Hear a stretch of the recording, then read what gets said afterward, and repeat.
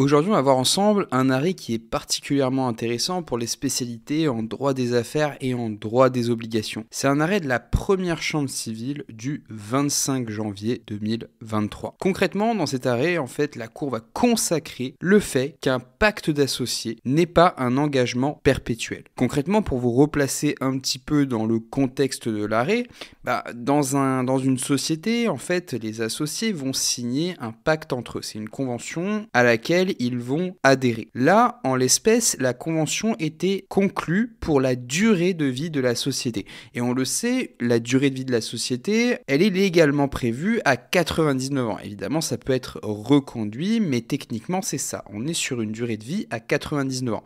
Donc là, la question de droit qui était posée au juge était de savoir si le pacte d'associés conclu pour la durée de vie de la société était ou non un engagement perpétuel. Donc on a un article dans le Code civil qui prohibe les engagements perpétuels. C'est l'article 1210 alinéa 1er qui dit clairement les engagements perpétuels sont prohibés. Sur ce pacte d'associés, est-ce qu'on est sur un engagement perpétuel ou est-ce qu'on est sur un engagement, sur un contrat à durée déterminée? On nous dit que lorsque le contrat est conclu pour une durée indéterminée, chaque partie peut y mettre fin à tout moment, sous réserve de respecter le délai de préavis contractuellement prévu ou à défaut un délai raisonnable. Donc ça veut dire que quand le contrat est conclu pour une durée indéterminée, chaque partie peut y mettre fin à tout moment, sous réserve évidemment de respecter un délai de préavis qui est contractuellement prévu ou un délai raisonnable. Mais chaque partie a la faculté de résilier unilatéralement.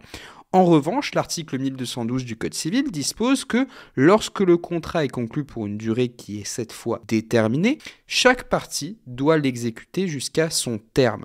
Nul ne peut exiger le renouvellement de ce contrat. Ça veut dire que quand le contrat est conclu pour une durée déterminée, cette fois les parties doivent aller jusqu'au terme, sauf exception qui est la faute grave. En l'absence de faute grave, les parties doivent aller jusqu'au terme contractuellement prévu. Et là, pour le pacte d'associés, en l'occurrence, comme le pacte était prévu pour la durée de vie de la société, il était prévu pour 99 années. Donc ça veut dire qu'un associé ne peut pas rompre de manière unilatérale le pacte. Et dans son arrêt de la première chambre civile du 25 janvier 2023, la Cour de cassation va venir consacrer le fait que dans un pacte d'associés qui est conclu pour la durée de vie de la société, les parties ne peuvent pas y mettre fin unilatéralement. Voilà, c'est tout pour cette vidéo. J'espère qu'elle vous a plu. N'hésitez pas à vous abonner pour plus de vidéos et pour plus de veille juridique.